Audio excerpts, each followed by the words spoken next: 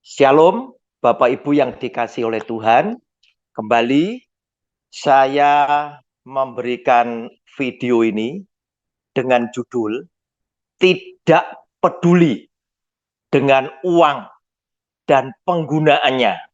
Yang penting jangan pakai istilah persepuluhan." Lagi-lagi soal persepuluhan, ketika kita membahasnya, pastilah di kalangan pendeta, pengajar, persepuluhan yang menerima dan menikmati bersama keluarga, serta jemaat sebagai pengikut setianya, terjadi konflik kepentingan yang berkepanjangan. Bapak Ibu, ada 2 video dapat puluhan yang mendadak membuat video saya itu viral. Kita saksikan lebih dahulu.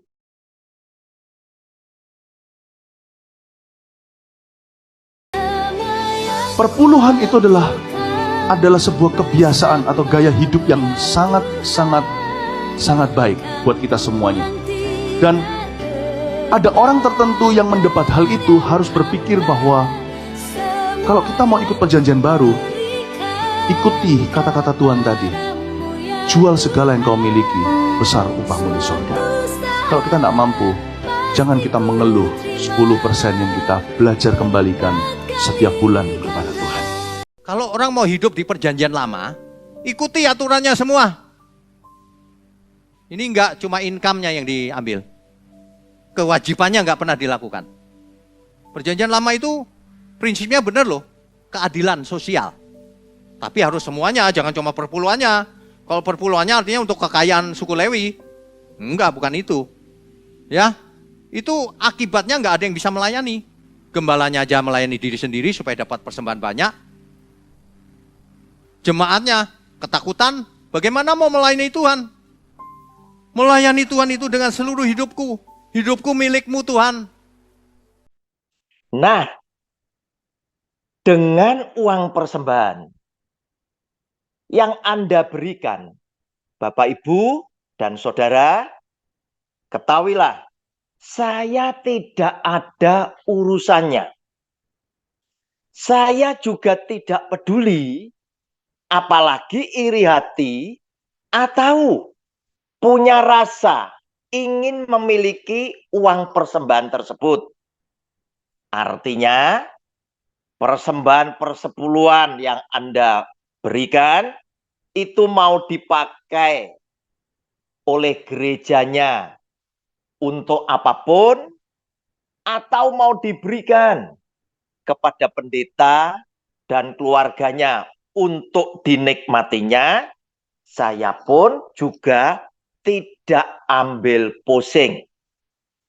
Yang saya persoalkan di dalam video saya ini adalah hanya satu.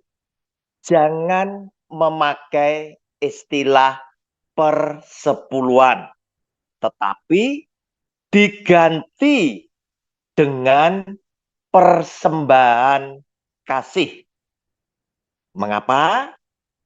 Kita lihat alasan-alasan yang mendasarinya. Poin pertama, Maleakhi pasal 3 ayat yang ke-10 yang menjadi andalan dari semua pengajar persepuluhan yang bunyinya seperti ini. Mari kita lihat.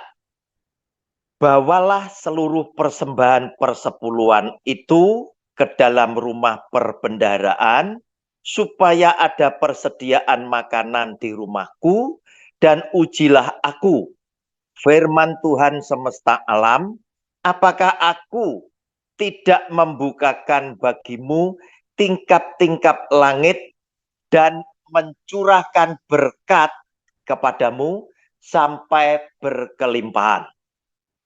Maleakhi 3 ayat 10 adalah hukum Taurat. Maksud saya, para pengajar, ayo bawa jemaatmu menuju kepada Kristus dengan kasih karunia-Nya. Dan saya buktikan lebih dulu bahwa Maleakhi 3 ayat 10 adalah termasuk hukum Taurat. Sebab ada juga di dalam kolom komen yang mereka tidak memahami. Mereka berkata bahwa Maleakhi pasal 3 ayat yang ke-10 tidak termasuk hukum Taurat. Bapak Ibu, kita lihat dari penayangan ini. Maleakhi pasal 4 ayat yang keempat, dari kitab Maleakhi yang sama, saya tunjukkan bahwa Maleakhi 3 ayat 10 adalah hukum Taurat. Maleakhi 4 ayat yang keempat, demikian bunyi firman-Nya. Ingatlah kepada Taurat yang telah kuperintahkan kepada Musa, hambaku, di Gunung Horeb untuk disampaikan kepada seluruh Israel, yakni ketetapan-ketetapan dan hukum-hukum. Artinya, Nabi Maleakhi dipakai oleh Tuhan untuk mengingatkan orang Israel lewat hukum Taurat Musa. Bapak Ibu, kemudian poin yang kedua. Yohanes pasal 1 ayatnya yang ke-17 berbunyi demikian. Sebab hukum Taurat diberikan oleh Musa, tetapi kasih karunia dan kebenaran datang oleh Yesus Kristus. Artinya ada dua hukum dalam Alkitab kita yang terkenal, yaitu Taurat Musa, dengan tokohnya adalah Musa. Yang satunya adalah hukum kasih. Artinya adalah ada hukum kasih dengan tokohnya adalah Yesus Kristus. Nah, saudara, posisinya saudara, kita mau pilih ikut yang mana? Jelas di situ dikatakan di dalam Ibrani pasal 10 ayatnya yang ke-1. Di dalam hukum Taurat hanya terdapat bayangan saja dari keselamatan yang akan datang, dan bukan hakikat dari keselamatan itu sendiri.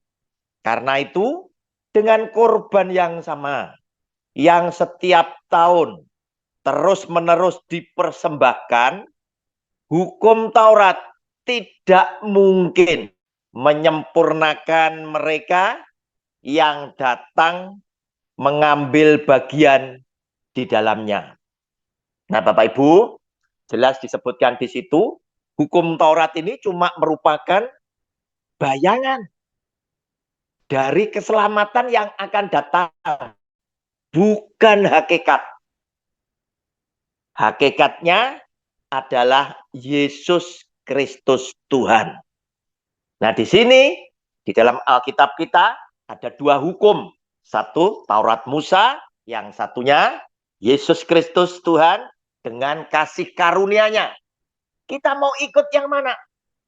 Tentulah semua orang Kristen pilih untuk keselamatan mengikut kepada kasih karunia karena iman kepada Yesus Kristus Tuhan. Poin yang ketiga, Kisah Rasul pasal 13 ayat 39. Dan di dalam Dialah setiap orang percaya memperoleh pembebasan dari segala dosa yang tidak dapat kamu peroleh dari hukum Musa. Nah, Bapak Ibu, jelas hukum Musa tidak bisa membebaskan dosa manusia.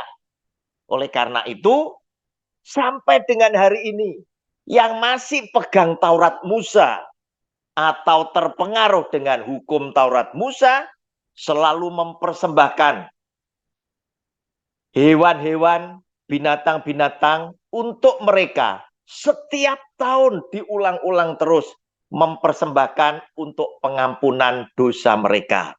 Tetapi lewat iman kita kepada Yesus Kristus Tuhan yang sudah mempersembahkan nyawanya, dirinya, menebus dosa dunia, kita yang percaya mendapat kasih karunia, yaitu pengampunan dosa.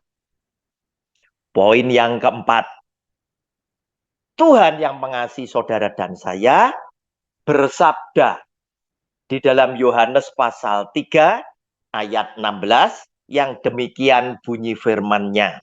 Karena begitu besar kasih Allah akan dunia ini, sehingga Ia telah mengaruniakan anaknya yang tunggal, supaya setiap orang yang percaya kepadanya tidak binasa, melainkan beroleh hidup yang kekal.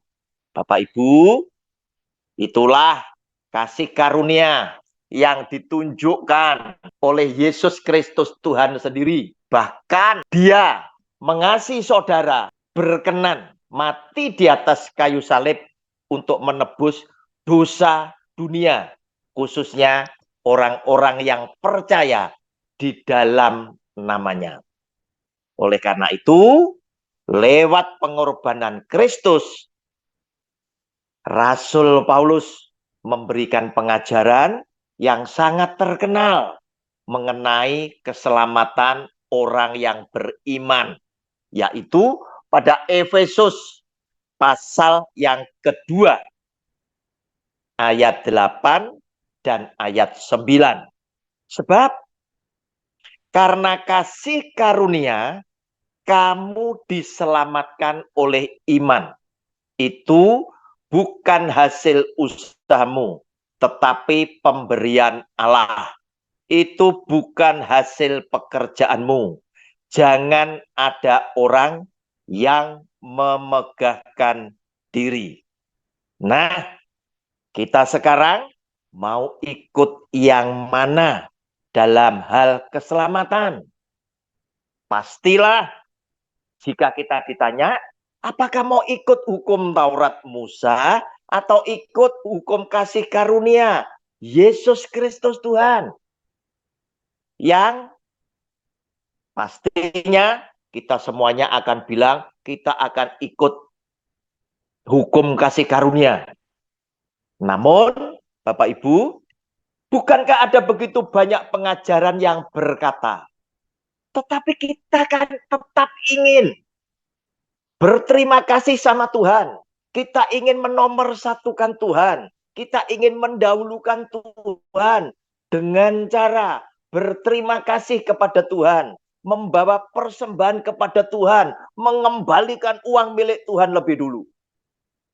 Bapak Ibu, saya ingin sampaikan sekaligus sebagai penutup video saya ini, bahwa sesungguhnya Yesus Kristus Tuhan yang memberikan kepada saudara kasih karunia, sehingga kita yang beriman kepada Dia boleh diselamatkan, juga memberikan pengajaran, memberikan ruang kepada saudara dan saya sebagai orang yang percaya di dalam nama Yesus Kristus Tuhan, dengan segala kasih karunia-Nya telah memberikan ruang untuk kita berterima kasih, untuk kita mendahulukan Tuhan kita, untuk kita membawa persembahan kita kepada Dia, yaitu lewat Matius pasal 25 ayat 31 sampai dengan 46.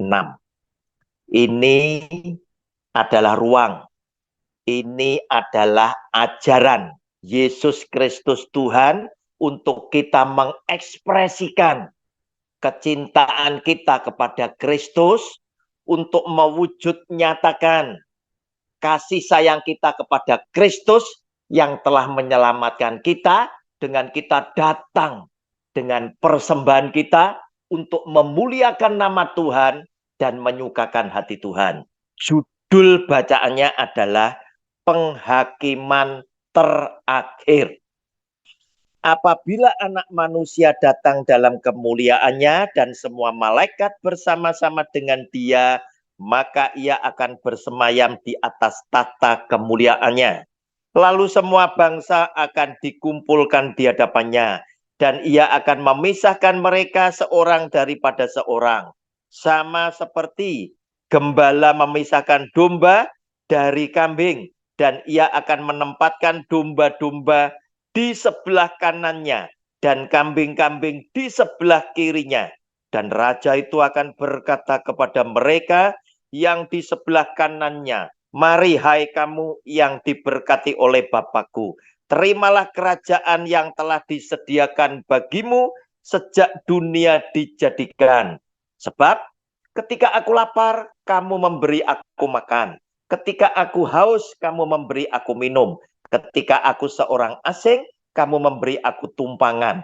Ketika aku telanjang, kamu memberi aku pakaian. Ketika aku sakit, kamu melawat aku. Ketika aku di dalam penjara, kamu mengunjungi aku. Maka orang-orang benar itu akan menjawab dia, katanya, Tuhan, bila manakah kami melihat engkau lapar dan kami memberi engkau makan, atau haus dan kami memberi engkau minum? Bila manakah kami melihat engkau sebagai orang asing dan kami memberi engkau tumpangan, atau telanjang dan kami memberi engkau pakaian? Bila manakah kami melihat engkau sakit atau dalam penjara dan kami mengunjungi engkau? Perhatikan ayat 40.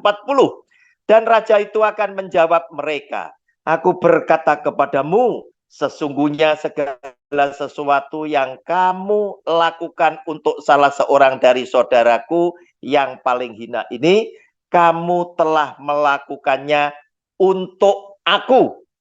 Hanya huruf besar. Lanjut kepada yang tidak diselamatkan oleh Tuhan Yesus, yaitu kambing di sebelah kirinya, mulai ayat 41. Dan ia akan berkata juga kepada mereka yang di sebelah kirinya, enyahlah dari hadapanku, hai kamu orang-orang terkutuk. Enyahlah ke dalam api yang kekal yang telah sedia untuk iblis dan malaikat-malaikatnya. Sebab ketika aku lapar, kamu tidak memberi aku makan. Ketika aku haus, kamu tidak memberi aku minum. Ketika aku seorang asing, kamu tidak memberi aku tumpangan. Ketika aku telanjang, kamu tidak memberi aku pakaian. Ketika aku sakit dan dalam penjara, kamu tidak melawat aku. Lalu mereka pun akan menjawab dia, katanya, Tuhan, bila manakah kami melihat engkau lapar atau haus, atau sebagai orang asing, atau telanjang, atau sakit, atau dalam penjara, dan kami tidak melayani engkau? Maka ia akan menjawab mereka, aku berkata kepadamu, sesungguhnya segala sesuatu yang tidak kamu lakukan untuk salah seorang yang paling hina ini, kamu tidak melakukannya juga untuk aku. Perhatikan kata aku, hanya huruf besar, adalah Yesus Kristus Tuhan. Dan mereka ini akan masuk ke tempat siksaan yang kekal, tetapi orang benar ke dalam hidup yang kekal. Bapak Ibu, hidup memang adalah pilihan. Silakan Anda memilih. Semoga Anda selamat. Shalom, Tuhan Yesus memberkati. Amin.